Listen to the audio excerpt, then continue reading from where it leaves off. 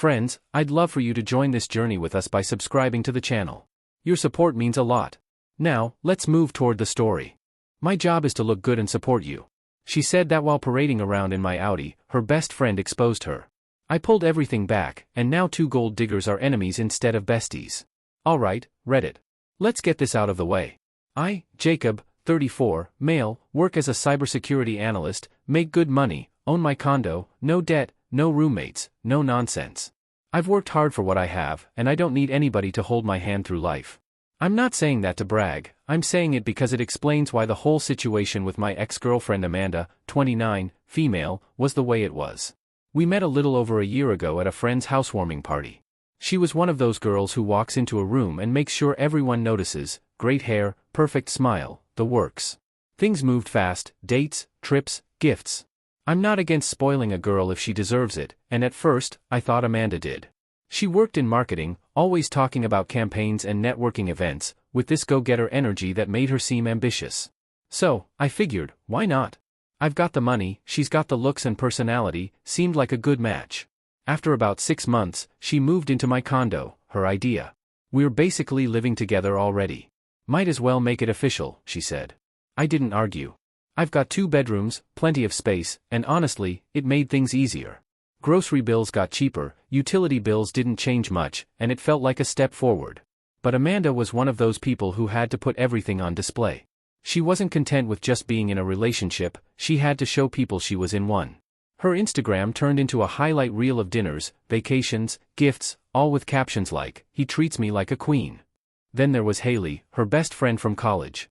The first time Amanda introduced us, I knew what kind of person Haley was: fake smile, fake laugh, and eyes that sized me up like she was checking a price tag. Amanda didn't just say, "This is Jacob, my boyfriend." She went with, "This is Jacob. He works in cybersecurity, owns his condo, and he's basically the smartest guy I know." I remember thinking, cool intro, but also wondering why my LinkedIn summary just got read out loud at brunch. Haley grinned and said, "Wow, Amanda, you really hit the jackpot." Then they giggled like it was an inside joke. That became a pattern. Whenever Haley was around, Amanda would brag about me, not me as a person, but what I provided, like I was a subscription service she was showing off. I wasn't hurt by it, I know my worth with or without Amanda's commentary, but it gave me an early read on how these two operated. Haley was the cheerleader, Amanda was the main character, and I was the shiny prop they loved waving around. I played it cool because, let's be real, relationships have a little give and take. She wanted the spotlight, I didn't care about attention. She liked expensive dinners, I liked good food anyway. She wanted a new car, I figured she needed something reliable for work. So, when I surprised her with the Audi she'd been hinting at, she damn near cried, said I was the most thoughtful guy alive. For me, it was just Tuesday. And before you ask, no, I didn't put it in her name, I'm generous, not stupid. The car, the condo, the credit card I let her use for emergencies, all of it was tied back to me. She liked to act like it was our stuff, but legally, it wasn't. I wasn't about to give anyone the power to nuke my finances just because they smiled pretty. Living together, though, that's where I noticed the differences in how we saw things. I covered utilities, internet, most of the big bills.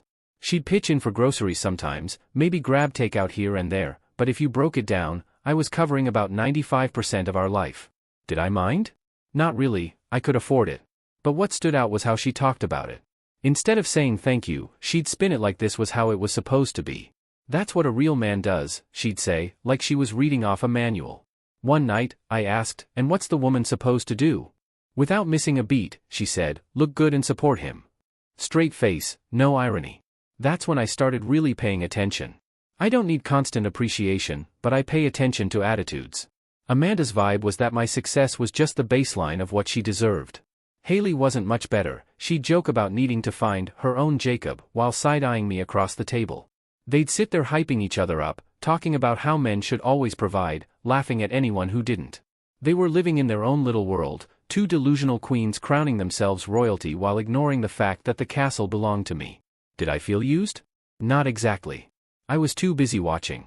Because when someone's that entitled, you don't have to expose them, they'll expose themselves. All you've got to do is be patient. And me? Patience is kind of my specialty. In my line of work, cybersecurity, you learn quick that people give themselves away if you just sit back and watch. Doesn't matter if it's hackers slipping through firewalls or girlfriends acting like they're CEOs of your wallet, it's the same game. Be patient, catch the patterns, then make your move. At first, I wasn't even looking for trouble. Life was comfortable. Amanda had her car, her jewelry, her endless selfies. She spent half her time at work events and the other half planning Instagram captions like she was building a brand. I was focused on my own grind, paychecks rolling in, bills covered, no complaints. But people like Amanda can't stop themselves from slipping up. They want everything all the time, and eventually, they trip on their own lies. The first red flag, credit card statement. I'd given her access to one of my cards for emergencies, keyword, emergencies. Gas, groceries, maybe dinner if I was working late, that was the deal. I logged in one night to check things, and what do I see? $180 at some rooftop bar I'd never heard of, $95 at a sushi place I knew she didn't like, and a random $60 charge at a coffee shop across town. So, I asked her casually, "Hey, what's this stuff?" She gave me the wide-eyed innocent act, "Oh, that was a work lunch," or "Haley dragged me out, I didn't even want to go." Sure, because Haley's totally the type to order 2 top-shelf cocktails and put it on someone else's tab. I didn't push, just made a mental note. Then there was the hotel stub. That one made me laugh.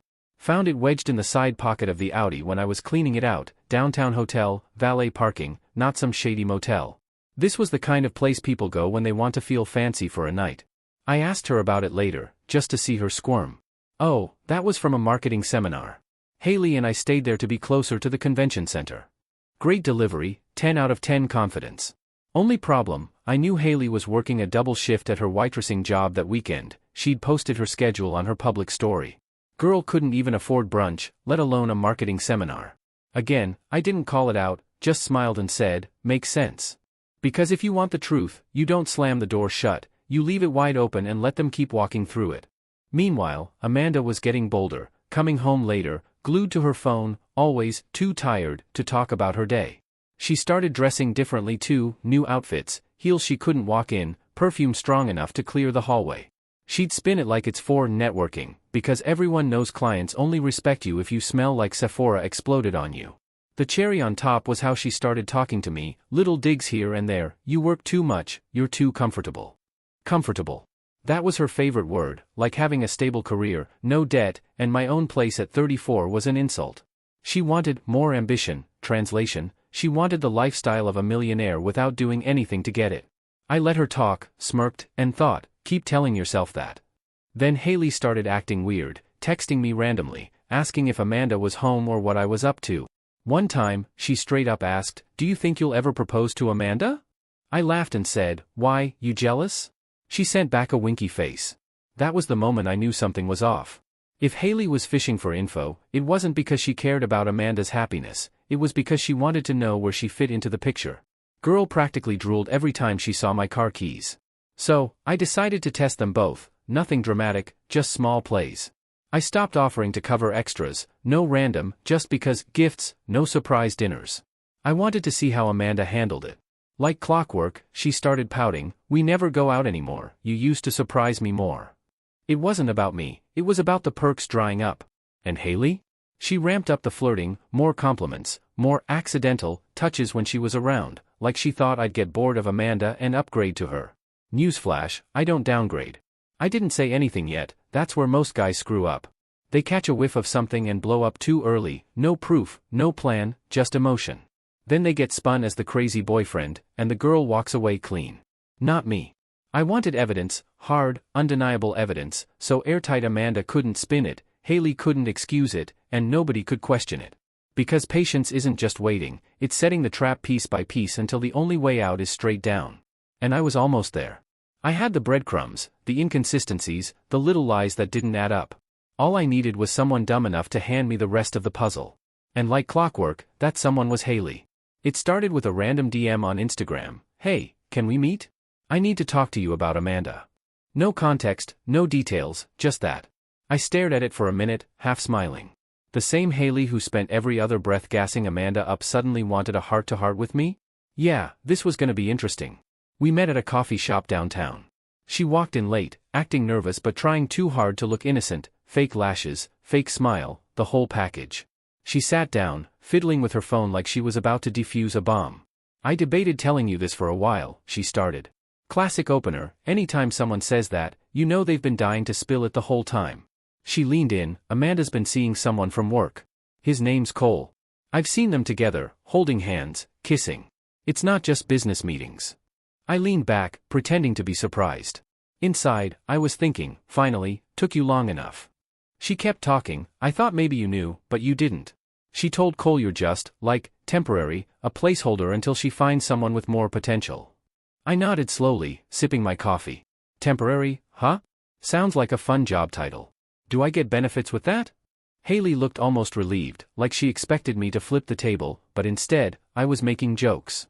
She pulled out her phone and showed me proof, photos of Amanda and Cole at a bar, holding hands walking out of a hotel, Amanda in Cole's car, and a short video clip of Amanda laughing to Haley about how easy it was to get me to buy her things. Nothing subtle about it, it was the kind of proof you couldn't explain away. I kept my poker face. Wow, that's enlightening. Haley touched my arm like she was trying to comfort me. I just thought you deserved to know. I'd want someone to tell me if my boyfriend was cheating. Aha, I said, pulling my arm back. And you're doing this out of the kindness of your heart, right? Totally no other motives at all. She blinked like I'd slapped her. What? No, I'm just doing the right thing. Sure. I let out a short laugh. You're outing your best friend to me, and you're hoping I'll clap for your honesty. Convenient. She stammered something about morals and loyalty, but I wasn't buying it. Don't get me wrong, I appreciated the ammo she handed me. But Haley wasn't some hero, she smelled an opportunity. Amanda was slipping, and Haley thought she could slide right into her place. I didn't argue with her, though. I let her believe she'd done something noble. She even ended the coffee meet with a soft little smile. You deserve someone who will appreciate you. That was the moment I knew exactly what game she was playing. On the way home, my phone buzzed with a message from her. Did you break up with Amanda yet? I didn't respond. Another message. You don't deserve that kind of disrespect. Ignored that one too. Because here's the thing, I wasn't going to waste my time trading one entitled friend for another. Amanda was a liar, Haley was a snake, they both wanted the perks, neither deserved the man who built the table they were trying to eat off. What I did instead, I started planning. That night, I sat at my desk with all the evidence, receipts from the car, screenshots of charges, the hotel stub, now Haley's photos. It was all there. Instead of feeling sick or heartbroken, I felt sharp, like the situation had turned into a puzzle I was solving. Amanda thought she was playing me, but really, she was just handing me rope to hang her with. I thought about confronting her right then, but that would have been too easy, too emotional. I wanted this to sting. I wanted her to feel the ground disappear under her feet piece by piece. She wanted an upgrade? Fine. I'd show her what downgrading felt like. So, I kept my cool. At dinner that night, she sat across from me, acting like nothing was wrong, talking about some project at work, laughing at her own stories, glancing at her phone every few minutes. I nodded along, threw in a few sarcastic comments, but inside, I was setting the stage. Because when you know someone's lying to your face, the best move isn't to argue, it's to smile, nod, and sharpen the knife behind your back. That week, Haley kept sending messages. Have you said anything yet? You okay? Don't let her get away with this. The whole concerned act. I didn't reply to any of them. Why would I? She wasn't looking out for me, she was looking out for her shot. Instead, I doubled down on my patience. Amanda kept digging her hole, Haley kept pretending she was innocent, and me? I was sketching out the blueprint for revenge. Step 1, take back everything she thought she owned. Step 2, make sure she knew exactly why it happened. Step 3, let her little support system crumble around her. I had a checklist on my phone: Audi, credit card, condo access, jewelry, all the things she paraded around like trophies. She thought she had leverage, thought she was secure. But the reality? Every single thing she flexed came from me, and I could pull it all back whenever I wanted. And trust me, I wanted to. So, I sat back, played the role, let her think she was still in control. She was laughing, smiling, going out, posting photos like she was living the dream. Meanwhile, I was the one quietly flipping switches, cutting wires, making sure when the lights went out, they'd never come back on. Patience, always patience. But patience isn't just waiting around, it's loading the gun while the other person thinks you're unarmed. And I was done waiting. Amanda thought she was untouchable, spoiled girl logic. As long as she looked good and smiled pretty, the world would keep handing her things. Time to prove her wrong. I started with the car, the Audi she bragged about nonstop, like it was her crown jewel. In her mind, it was hers, in reality, it was in my name, my insurance, my payments. She loved rolling up to her office like she owned the place, heels clicking, posting selfies in the driver's seat. Perfect. The more she flaunted it, the harder the crash would hit. I called my buddy who runs a towing company. I need a car picked up, legally mine, just want it done during business hours. He laughed, said he loved this kind of work, and set it up for Wednesday afternoon at her office parking lot, right when Amanda would be inside with her coworkers. If you're going to take something back, might as well make it a performance. Next, the credit card. I logged into the account and froze it, then called the bank, told them I wanted her removed as an authorized user and flagged the charges that were clearly outside the deal: lingerie shop, pricey cocktails, random coffee runs. The rep said they'd review them, maybe credit some back, maybe not. Didn't matter, what mattered was the free ride was over, and she'd be the one fielding awkward calls when her card got declined. Locks were easy. I scheduled the locksmith for Thursday, new set of keys, new deadbolt, fresh codes on the building buzzer. I wasn't about to have her storming back in like she still lived there. She was about to learn the difference between staying somewhere and owning it. Then I boxed her things, methodical, one room at a time. Designer shoes she bought with my card, makeup kit stacked in the bathroom, half a closet of clothes she'd leave lying around like I was her maid. I packed it all neatly, labeled the boxes. The only thing I didn't send down, the jewelry I bought her, necklace, earrings, bracelets. I set that aside for myself. I sealed the box with a note taped on top: since I'm just comfortable, maybe you can upgrade these too. Petty? Absolutely. Satisfying? Even more. I dragged the boxes to the building lobby and cleared it with security. Give her until 6 p.m. Friday. After that, everything goes to donation. They grinned, building staff loved me, had seen Amanda strut in and out like she owned the place for months, so they weren't sad to help with the eviction. But I wasn't done. Revenge is about hitting every angle. She wanted to play the successful marketing girl persona? Fine. Let her firm see what their star employee was really about. I uploaded the videos and screenshots Haley gave me, Amanda bragging about using me, laughing about how easy it was to get me to buy her things, photos of her with Cole, to a cloud folder. Drafted a clean, anonymous email to HR: you might want to know what your employee Amanda has been doing on company time and with company staff. This reflects poorly on your firm. Attached is proof. Do with it what you will. Hit send. By Friday morning, everything was locked and loaded. The car was towed, her card was frozen, her things were boxed, her job had a bomb ticking under it. All that was left was for her to walk headfirst into the mess she created. She called me that afternoon, voice sharp: "Jacob, where's the car?" "It's not in the office parking lot." I kept my tone flat: "It's in my garage where it belongs." She snapped: "You can't just steal my car." "My car," I corrected. "You've been borrowing it. Borrow time's up." She hung up, texted 20 times, called from different numbers, everything from "we can work this out" to "you'll regret this." I ignored all of it. Because when you pull the plug on people like Amanda, they panic, they don't know how to function without the perks. Friday evening, she stormed into the lobby. I watched from upstairs as she saw her boxes stacked against the wall with the note. She called me nonstop, buzzing my unit, screaming at the security guard. I didn't answer. After an hour, she left, with Haley, of all people. Two entitled queens huffing out the door like they'd been robbed. I almost felt bad for Haley, caught between fake loyalty to her bestie and her own weird interest in me. But then I remembered she wasn't innocent, she wasn't trying to save me, she was trying to save her chance at my lifestyle. Too bad for her, I don't recycle garbage. By Saturday night, the car was cleaned out and parked in my garage. Condo was peaceful, locks were changed, and my phone was blissfully silent. Amanda didn't have her car, her card, her condo access, and didn't even know yet that HR had her number. That's the thing about patience: it's not about waiting for the right moment to act, it's about waiting until you can drop everything at once. One move is annoying, 5 moves at once? That's checkmate. Amanda had no clue the game had even started. That's the beauty of it: she thought she was still in control, thought she could pout or scream her way back into her spot. Meanwhile, the walls were closing in, and I was tightening them. Saturday afternoon, I got a knock at my door, too soft, hesitant. Later, I found out she'd tailgate another resident through the lobby before security had her on the no-guest list.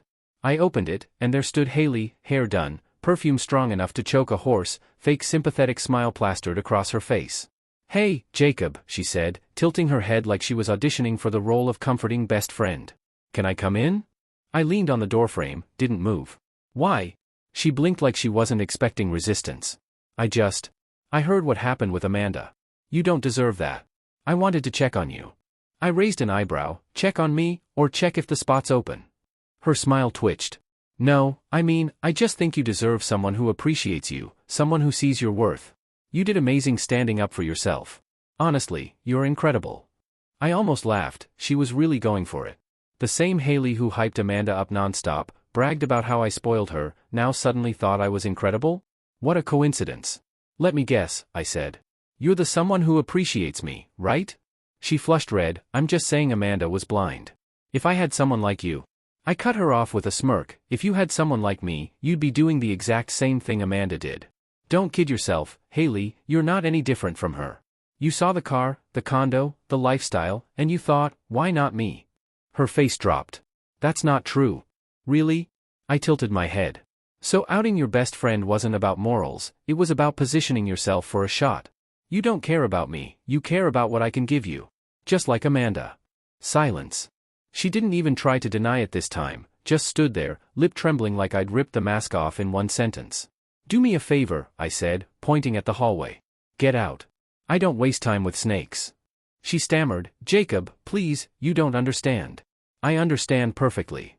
I swung the door wider. Out. And that's when the circus tent went up. As Haley turned to leave, who comes storming down the hallway? Amanda, hair a mess, face red, eyes wild. She locked onto Haley like a predator. You, Amanda spat, pointing a finger.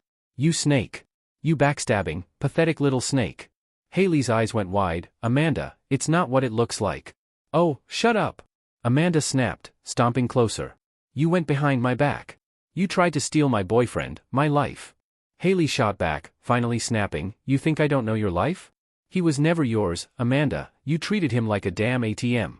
He deserves better, and you know it. The hallway went dead quiet. A couple of neighbors peeked out their doors, popcorn ready. And me? I leaned against the doorframe, arms crossed, watching two entitled best friends eat each other alive. Amanda shoved Haley, Haley shoved back. They started screaming over each other, every insult in the book, gold digger, fake friend, pathetic user. At one point, Amanda tried to slap Haley, missed, and hit the wall. Neighbors gasped like it was primetime TV. I let it play for a minute, then pulled out my phone, dialed security. Yeah, it's Jacob. Can you send someone up? Got a live episode of Jerry Springer happening outside my door. 5 minutes later, 2 security guards rolled up, separated the two of them, still yelling, still throwing insults. Amanda tried to point at me, shouting, he's lying. He's manipulative. He stole my car.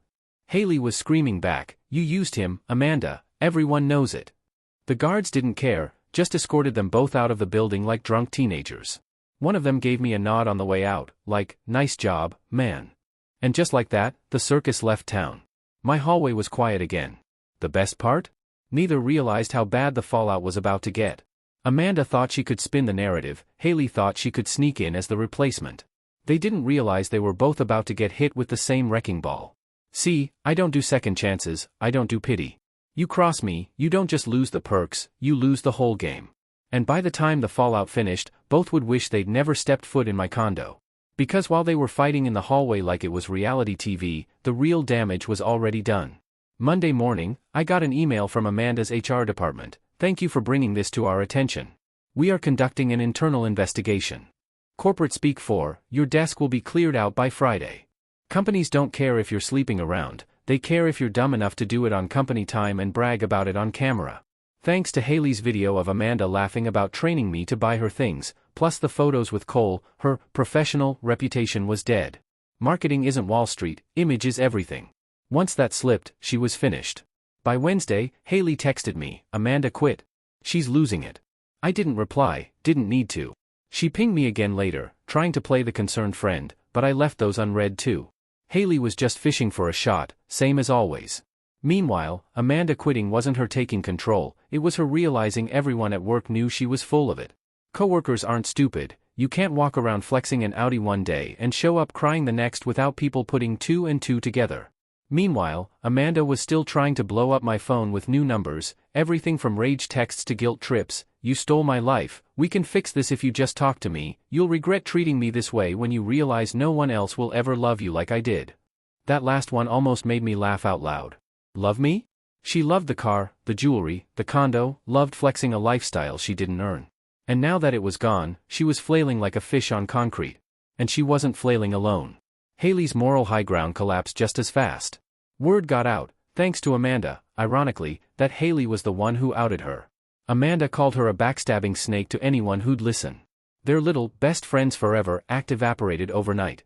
Suddenly, Haley was blocked by half their social circle, branded a traitor. So now you had Amanda, the failed princess, crawling back to her parents in Michigan, and Haley, the wannabe replacement, standing alone with no best friend and no shot with me. Two queens without a kingdom, poetic. Then came Amanda's grand finale, the smear campaign. She went nuclear on Instagram, new account, long story about how I was abusive, manipulative, controlling, stole her car, left her homeless. She even posted pictures of the boxes I left her in the lobby, cropped to make it look like I threw her stuff out on the street, tagged my company, my gym, even mutual friends. For about 5 minutes, I'll admit my heart rate spiked, because all it takes is one loud accusation to ruin someone's reputation, even if it's false. But then I remembered I had receipts, all of them. And not just my receipts, Haley's, Cole's, bank statements, registration, the whole arsenal. So, I didn't panic. I waited, let her post, let people whisper, let her dig the hole deeper.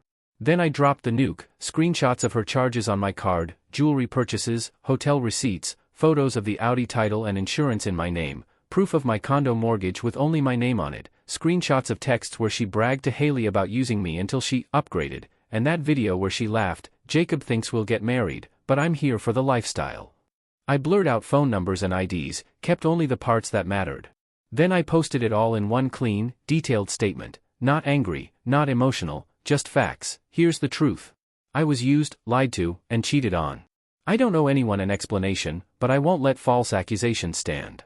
The response was instant. Friends messaged me apologizing for ever doubting me. Coworkers shared my post saying it was obvious Amanda's story was BS. Even people I barely talked to chimed in with support. Meanwhile, Amanda's account got ratioed so hard she deleted it within 48 hours. And then came Cole, poor guy. He reached out on LinkedIn, of all places, said he had no idea Amanda was still living with me, no idea she was being bankrolled. He even admitted she'd tried to rope him into spreading lies about me, and when he refused, she turned on him too. Cole posted his own receipts, texts where Amanda bragged about me being easy money, screenshots where she asked him to help trash my reputation. His post was brutal, the nail in her coffin. By the weekend, Amanda had no job, no car, no condo, no boyfriend, no best friend, no credibility. Haley had no best friend, no respect, and no shot with me. Two queens went from parading me around like a prize to getting escorted out of my building like clowns. And me? I didn't raise my voice once, didn't throw a punch, didn't lose sleep. I just waited, pulled the right strings, and let them self-destruct. That's what most guys don't get. You don't win by screaming louder, you win by being patient, calculated, and leaving no room for doubt. Amanda wanted an upgrade, Haley wanted a chance, both ended up downgraded to nothing. I didn't lose, I didn't even tie, I won, and I won big. But here's what Amanda and Haley never understood: winning isn't just watching them fall, it's what you do after. First thing I did was deal with the Audi, an A4, spotless after a full detail. I had zero interest in keeping something that was Amanda's prop. Listed it, sold it within a week, clean transaction, $32,000 cash in hand. Took a small hit compared to what I paid, but watching it drive away without Amanda in the picture? Worth every penny. I didn't bother buying another car right away, I already had a Tesla I preferred. The cash went straight into my account where it did me some good.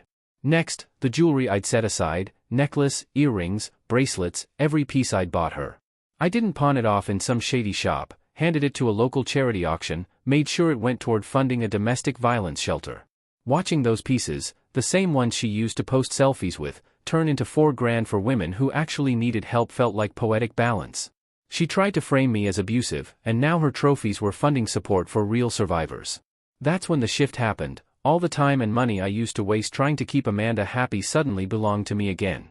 My savings shot up, my stress dropped, my sleep improved. I wasn't waking up wondering if I was good enough or keeping up with her fake expectations, my life was mine again.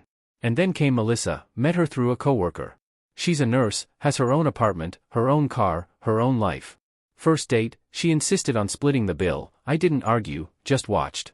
Because that wasn't about money, it was about respect. With Amanda, everything was an expectation. With Melissa, everything feels like teamwork. I told her the whole Amanda story early on, just to be upfront. Her reaction: "So you found out someone was fake, handled it like an adult, and moved on. That's attractive." No drama, no judgment, just straight acknowledgement. That told me everything I needed to know. 6 months later, Things are solid, Melissa doesn't treat me like a prize, she treats me like a partner. That alone feels like a new life. Amanda?